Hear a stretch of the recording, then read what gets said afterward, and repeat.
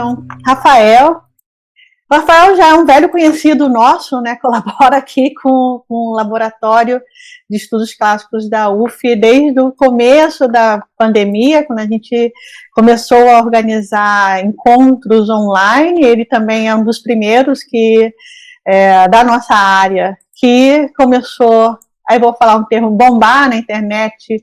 Acho que foi durante a pandemia, né? Antes eu não te conhecia, você não era tão famoso.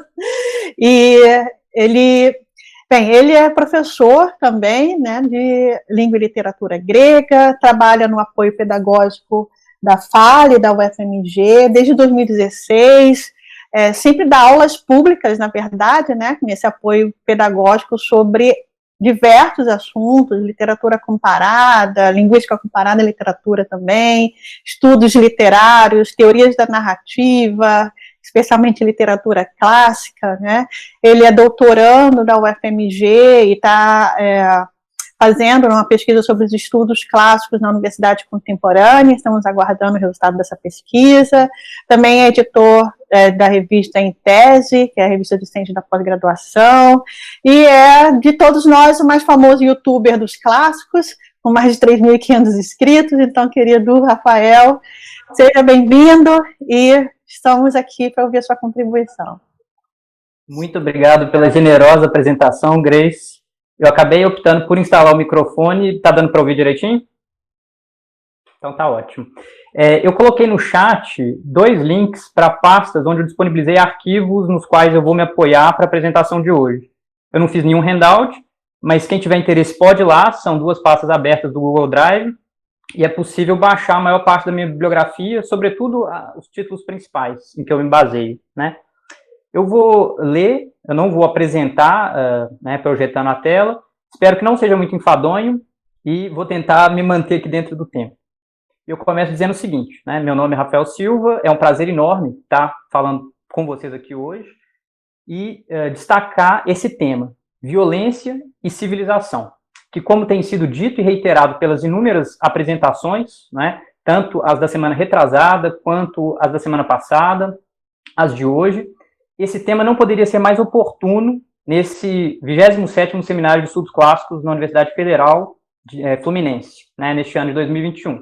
Eu digo isso porque o número de vítimas de Covid-19 atualmente já está girando em torno de 300 mil.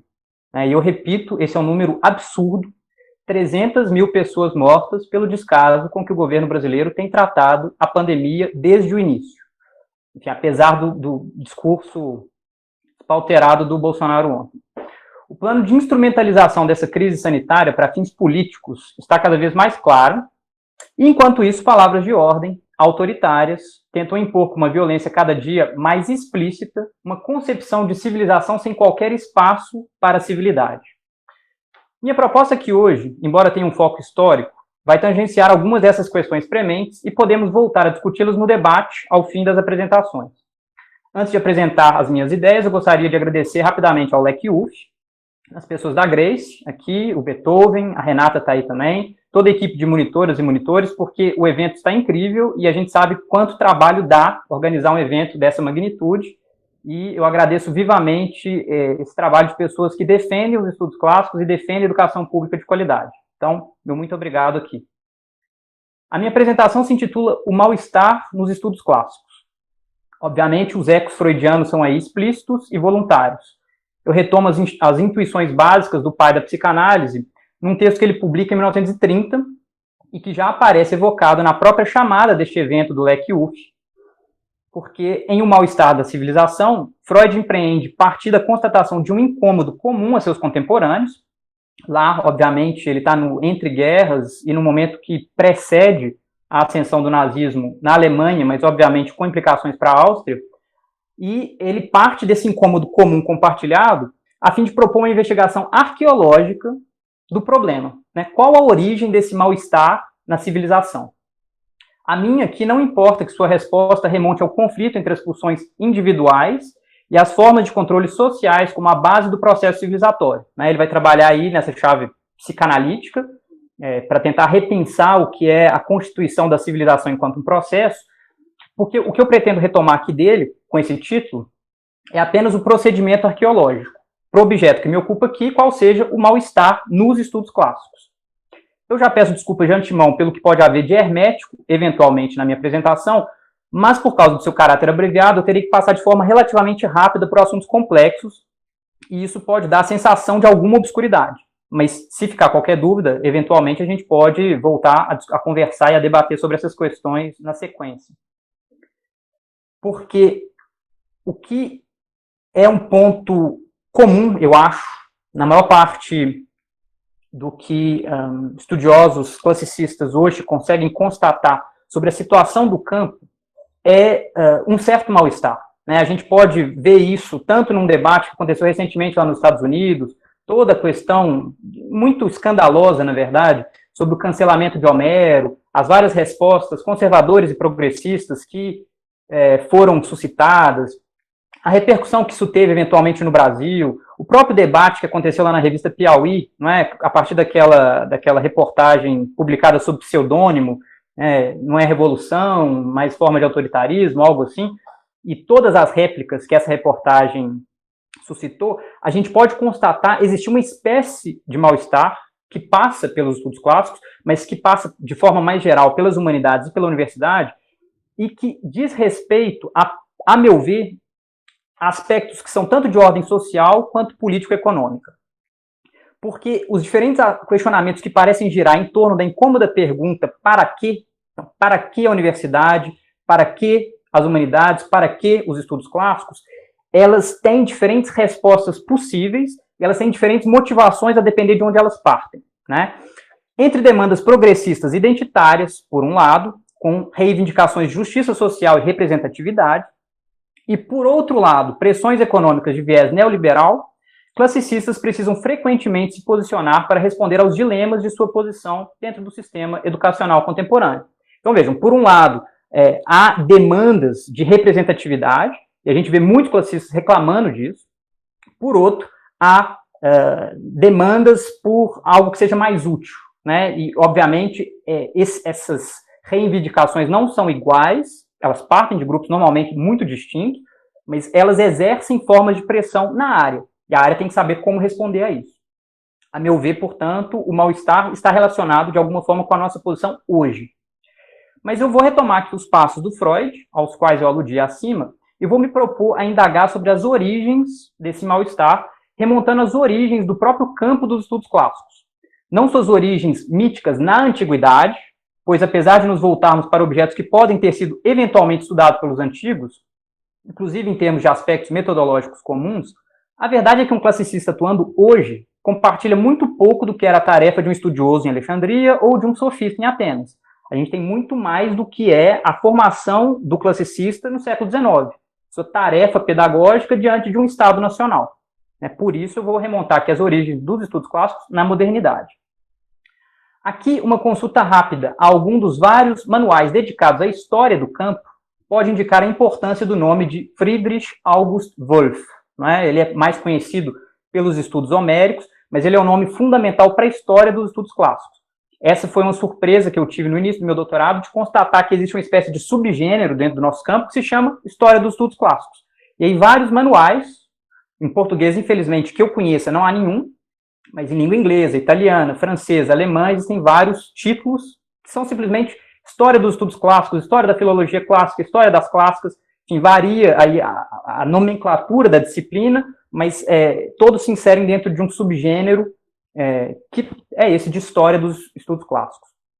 Eu cito aqui o Sir Sandys, por exemplo, que escreve uma obra monumental em 3 volumes, o Pfeiffer, o Rudolf Pfeiffer, escreve uma obra também monumental em 2 volumes, ela é menor que a do Sandys, mas ela é importante.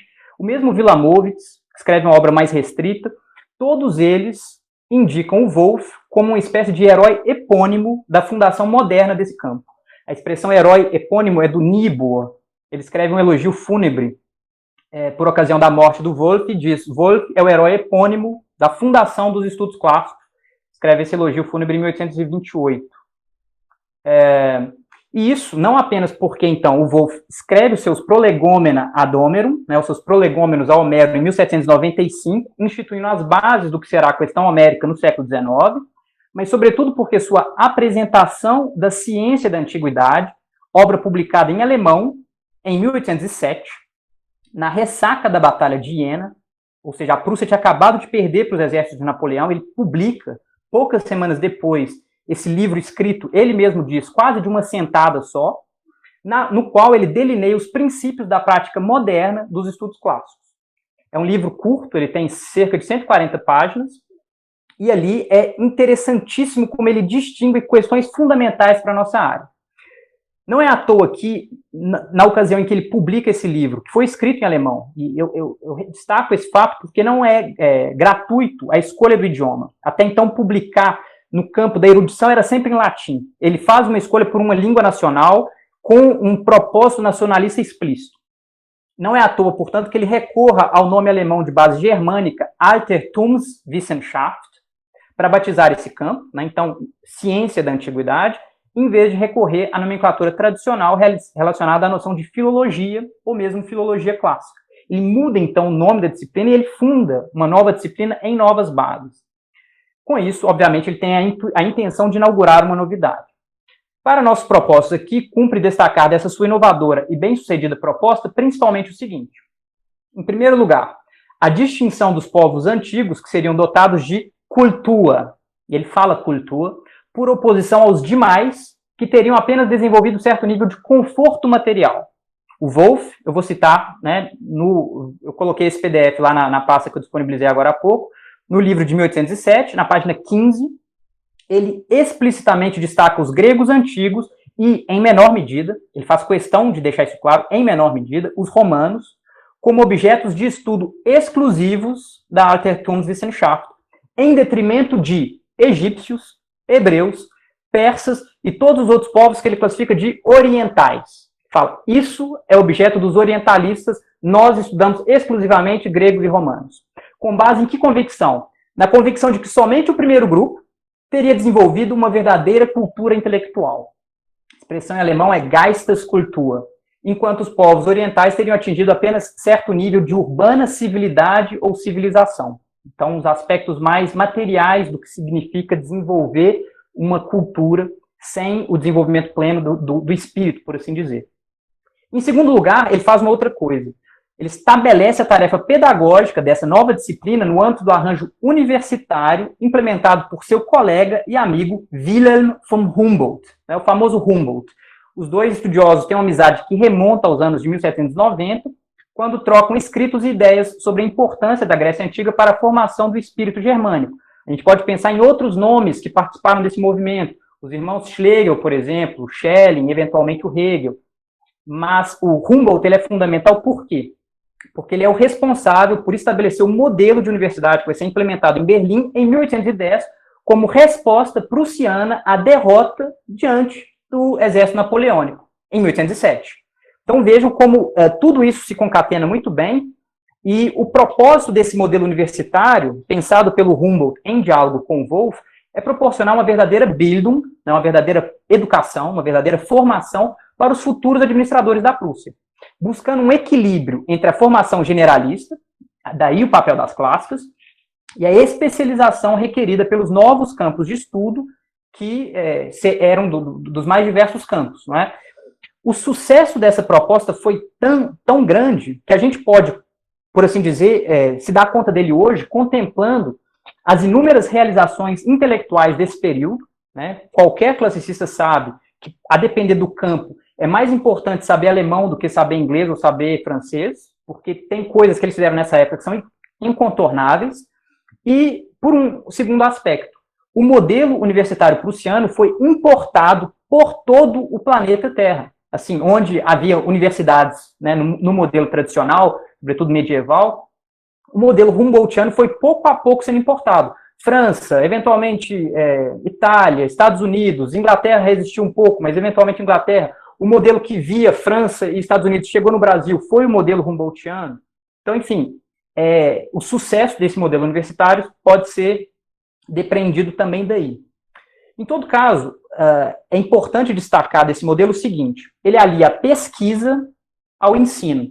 São dois dos três pilares que até hoje são fundamentais para a Universidade Brasileira. A Universidade Brasileira acrescentou um terceiro, que é a extensão, mas eles são fundamentais por quê? Porque eles aliam a produção específica de novos conhecimentos à sua transmissão e consolidação em bases mais amplas. Então, é um duplo movimento de pesquisa e transformação dessa pesquisa em conhecimento solidificado.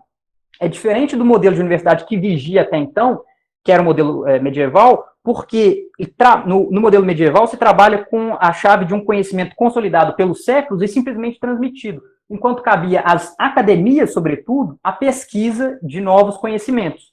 Obviamente, com essa divisão entre universidade e academia, havia, no passado, muito mais tempo para que algo inovador chegasse, de fato, ao ensino. No modelo universitário alemão, não. Né? E, obviamente, vem daí, em larga medida, o seu sucesso. E esse sucesso assombroso foi posto a serviço da Prússia. O desenvolvimento político-econômico desse reino durante esse período, no século XIX, é coroado não apenas com sua vitória na Guerra Franco-Prussiana, né, que acontece em 1870 e 1871, mas na própria unificação do Império Alemão sob sua liderança. Lembrando aí da atuação do Bismarck. Império que eventualmente se torna colonial. Né? Não custa lembrar, nesse momento o Império Alemão participa da chamada corrida colonial, conquista vários territórios, sobretudo na África, e perpetra tantas, enfim, políticas de extermínio, de genocídio, de exploração sem qualquer tipo de peso na consciência, como qualquer outra potência colonial desse período.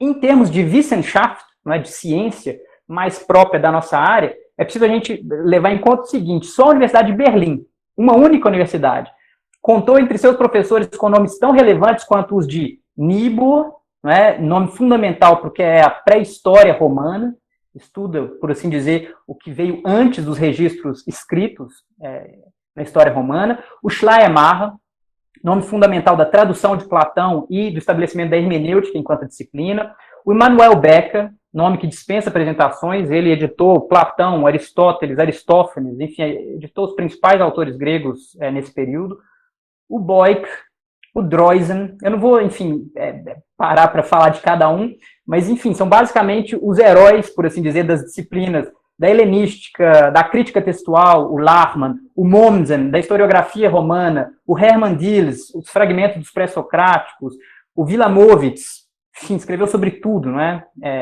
Em termos de, pelo menos, estudos helênicos, um sujeito que escreveu basicamente sobre tudo mesmo, assim, de Homero, ou mesmo antes de Homero, até depois do período helenístico. O Jäger, importantíssimo por causa da paideia, todos eles professores de clássicas em Berlim. Então, vejam, não é à toa que essa universidade chegou, se alçou ao posto a que se alçou. Eu estou fazendo referência ao processo de consolidação, por assim dizer, desse modelo universitário, mas o que nos interessa aqui, contudo, é que a fundação do campo de estudos clássicos na modernidade foi modelar para a constituição de outros campos universitários, e mais do que isso, fundamental para o desenvolvimento da Bildung alemã no século XIX. O que me parece fundamental é esse modelo que se apoia nas clássicas, ele foi aplicado para o ensino como um todo. Não é coincidência que isso tenha sido feito com a exclusão das civilizações ditas orientais, relegadas com boa parte do que compunha o velho curso de teologia a uma área cada vez mais afastada da tarefa pedagógica, que passava, portanto, a ser prerrogativa dos próprios classicistas. Essa disciplina chamada Altertumswissenschaft, portanto, foi instrumental na formação básica de toda a elite da Prússia, bem como do que logo se tornou o Império Alemão, porque formava os professores responsáveis por ministrar as disciplinas mais significativas socialmente dentro da mais prestigiosa instituição responsável pela educação da juventude, o Gymnasium, né, o ginásio. Por que isso? Porque o ginásio era a instituição, por assim dizer, secundária, por onde toda elite que eventualmente aspirasse a entrar na universidade tinha que passar. Você não podia, na Alemanha dessa época, fazer qualquer curso universitário se você não tivesse a formação em grego e em latim básica, oferecida quase estritamente só pelo ginásio. Então, a passagem por esse lugar era fundamental. E a valorização do classicista enquanto educador vinha disso. Ou seja, o lugar do classicista no ensino secundário era fundamental para o que era, obviamente, o prestígio do classicista na sociedade. Diante desse breve panorama histórico, qual é, portanto, a minha hipótese sobre o mal-estar nos estudos clássicos? A meu ver, esse mal-estar tem relação com a origem moderna do campo, em termos do que são suas motivações, seus procedimentos e seus objetivos, a partir das enormes transformações contextuais testemunhadas desde então. Ou seja, de um choque entre esse passado, a partir do qual, né, a disciplina se institui, e o presente, fundamentalmente diverso, é que surge esse mal-estar. Aqui poderíamos pensar de forma mais direta no que são essas transformações na própria Alemanha, após 2 guerras mundiais, onde seu papel foi terrivelmente destacado, incluindo a participação político-ideológica de classicistas. Sabe, por exemplo, o Wilamowitz foi um claro defensor da política belicista pan-germânica, né? Ele tem discursos defendendo a política bélica dos alemães. A gente poderia, eventualmente, também pensar no que implica a exportação desse modelo universitário para outras partes do mundo. Eu citei a França, os Estados Unidos, do final do século XIX, mas, por intermediação deles, também o Brasil, do século XX, porque esse deslocamento, já no momento em que ele acontece, já implica uma série de transformações.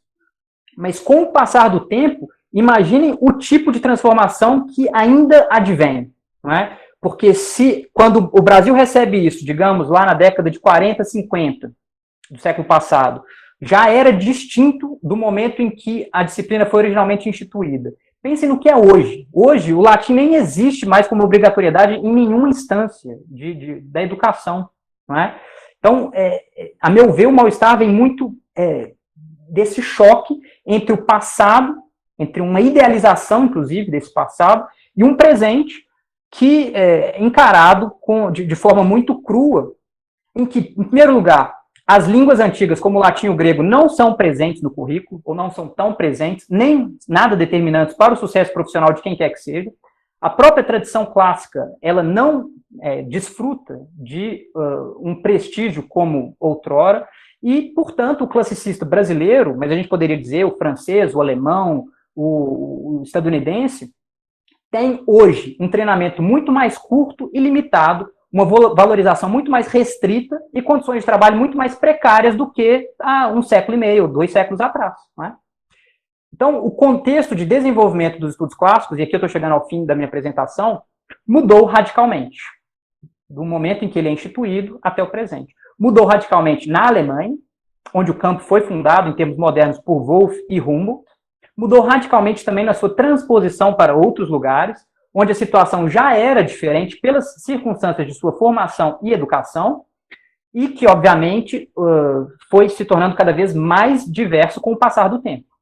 Obviamente, essas transformações implicam em mudanças que têm a ver com o mal-estar sentido por essas pessoas, tanto conservadoras quanto progressistas, que, eventualmente, clamam contra, por assim dizer, a situação vigente.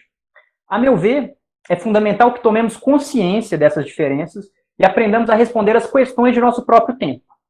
Para isso, é preciso reconhecer os princípios, os meios e os fins delineados pelos estudos clássicos no contexto histórico de sua fundação moderna. Então, eu acho que esse é um passo inaugural, fundamental, pensar o que era a tarefa do classicista no momento em que a disciplina se funda, mas também estudar e compreender as enormes mudanças contextuais ocorridas desde então, para, a partir daí, repensar os princípios, os meios e os fins que nós, enquanto classicistas atuando hoje, almejamos na contemporaneidade. Apenas levando em conta as demandas de nossa sociedade, negociando com suas exigências, a meu ver, podemos reverter o mal-estar sentido no campo. Obviamente, como fazer isso, como reverter esse mal-estar, é algo que só será construído após inúmeros debates e muito trabalho duro.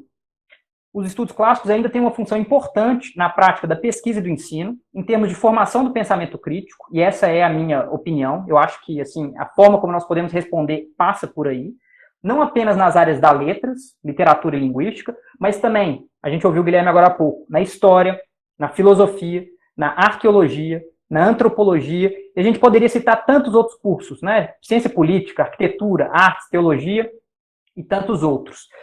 Porque, a meu ver, a vocação transdisciplinar dos estudos clássicos, mesmo antes do que a disciplinarização moderna do campo, ela pode, por assim dizer, ser potencializada nos dias de hoje. Afinal, temos cada vez mais nos dado conta da importância de abordagens holísticas que nos permitem responder à complexidade do mundo contemporâneo. Não é possível pensar a política desvinculada da responsabilidade social, ou refletir sobre a economia sem levar em conta os direitos humanos. Da mesma forma, não tem o menor cabimento fazer propostas para as áreas de saúde e educação sem levar em conta o quadro mais amplo de um projeto democrático de país. E, a meu ver, o lugar onde os estudos clássicos pode, eventualmente, ainda se colocar de forma pertinente é pensando a complexidade do que é um momento histórico. Um momento histórico que pode ser o passado, mas que, obviamente, pode ser o presente, em vista de um futuro diferente. Nossa tarefa, enquanto classicistas, é refletir sobre essas questões à luz de todo o potencial dos estudos clássicos, a fim de articular uma resposta capaz de demonstrar o valor da área, ainda hoje, para a sociedade em que vivemos. Minha proposta era essa. Muito obrigado. Desculpa ter passado um pouco do tempo. Rafael, nós que agradecemos. Eu sei que vão chover os comentários aqui, especialmente assim, quando você falou a idealização do passado, e aí lembrando, né, que a educação na Grécia, ela tem essa perspectiva, e que vai chegar também a Prússia, a ateniense espartana. Depois, lá no final, eu queria que você falasse um pouquinho disso, né, como é que essa conciliação, mas também a idealização de passado recente. Eu já comentei com você, né, sobre a pesquisa que eu estou fazendo. O Guilherme é o meu chefe aí nesse sentido do capítulo do livro, mas pelo menos na UFRJ, que o Rio de Janeiro era a capital do país, a formação se deu das clássicas no UFRJ, passa pela teologia, foi um frade, né? Depois da década de 40 vem a professora Guida. Então, é bem interessante a gente marcar como essa história vem, né, desde do Renascimento, e aí vem todas as escolas, vem o Wolff, e a Prússia, e a França em especial, e a nossa formação, porque vários alunos, inclusive alguns estão aqui, já chegaram para mim e falaram: professor, eu só ouvi falar disso tudo aqui na universidade, escolhem fazer clássicas. O que você falou, exige muita mão de obra, a gente tem que ir para as escolas, a gente tem que se mostrar mais. Eu acho que essa oportunidade, infelizmente, apesar de a gente estar numa situação difícil, mas a gente está procurando saídas em que a nossa exposição está muito maior, Então, Rafael, obrigada, a gente vai falar um pouquinho mais tarde, e eu quero... E o Rafael, que eu declaro desde já meu melhor amigo aqui, eu tinha só uma questão rápida, assim.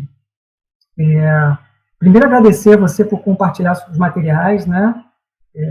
Tão importante a sua seleção que você fez ali. Eu vou dar uma olhada muito séria nele. Eu queria só fazer alguns comentários rápidos, assim, para te fazer uma pergunta. Veja, a apropriação dos clássicos no Brasil, né? Primeiro que é super complicado a gente falar em estudos clássicos no Brasil, né? Porque isso não se enraizou de verdade aqui. Essa é a minha opinião, assim. Eu acho que os estudos clássicos, Altertuwissenschaft, o Etude Classique, que formam pessoas nisso, né? Ou seja, a pessoa é formada em estudos clássicos, né? Enquanto no Brasil a gente segmentou mais em letras clássicas. Mas a pessoa vai dar aula de português, né? E coisas assim na escola, muitas vezes.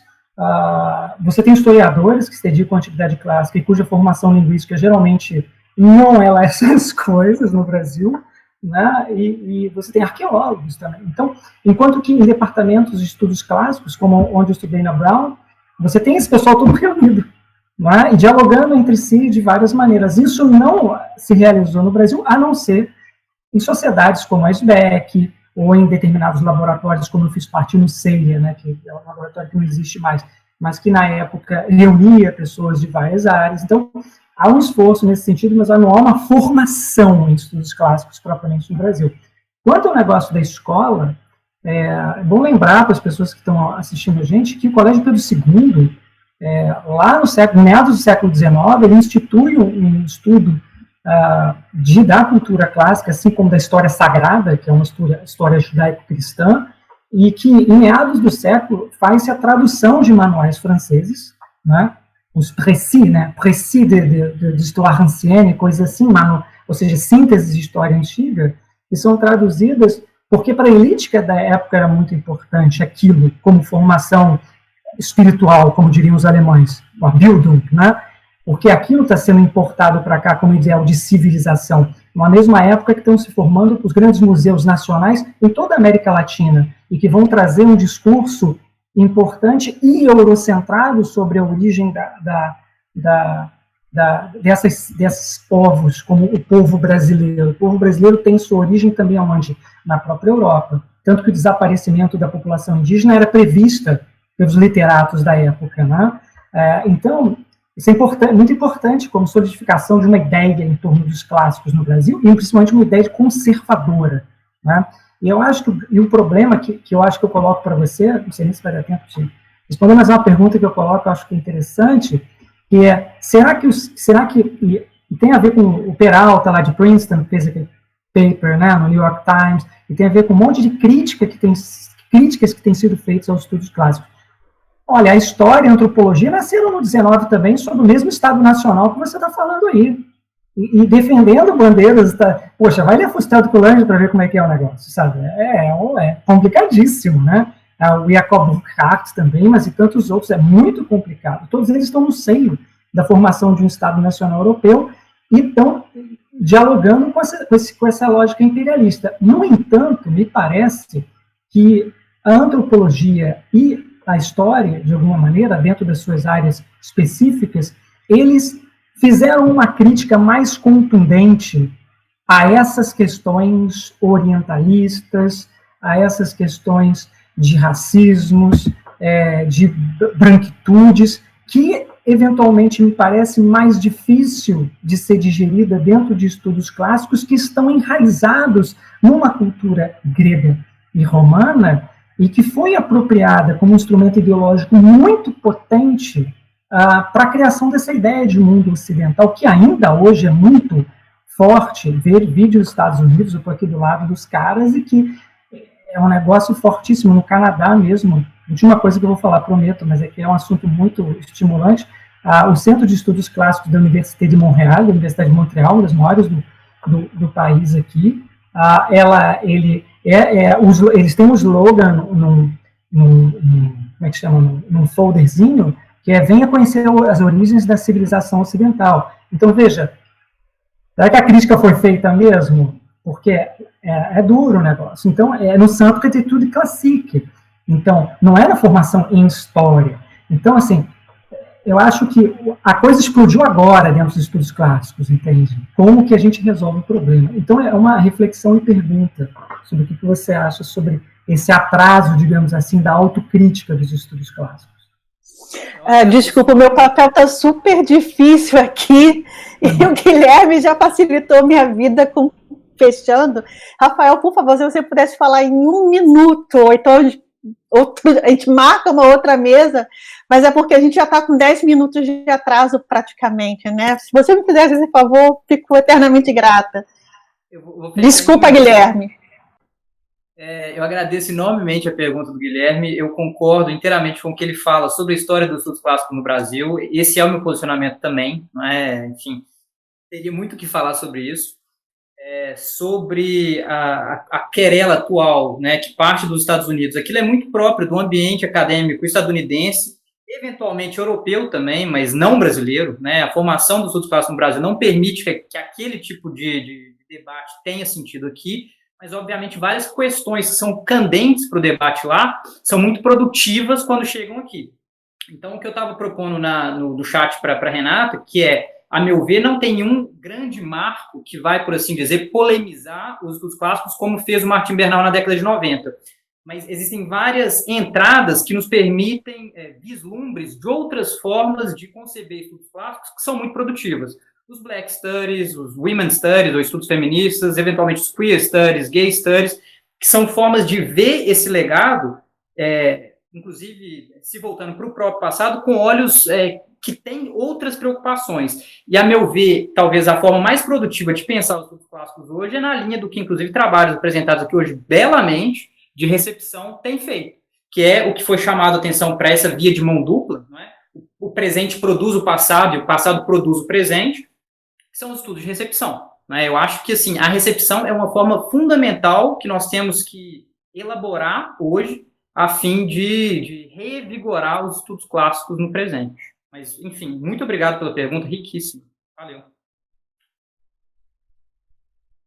Rafael, muito obrigada pela compreensão, pela sua participação, sempre rica. nesses eventos online, que a gente possa voltar a se encontrar, né? A última vez a gente se conheceu em 2019, depois veio a pandemia,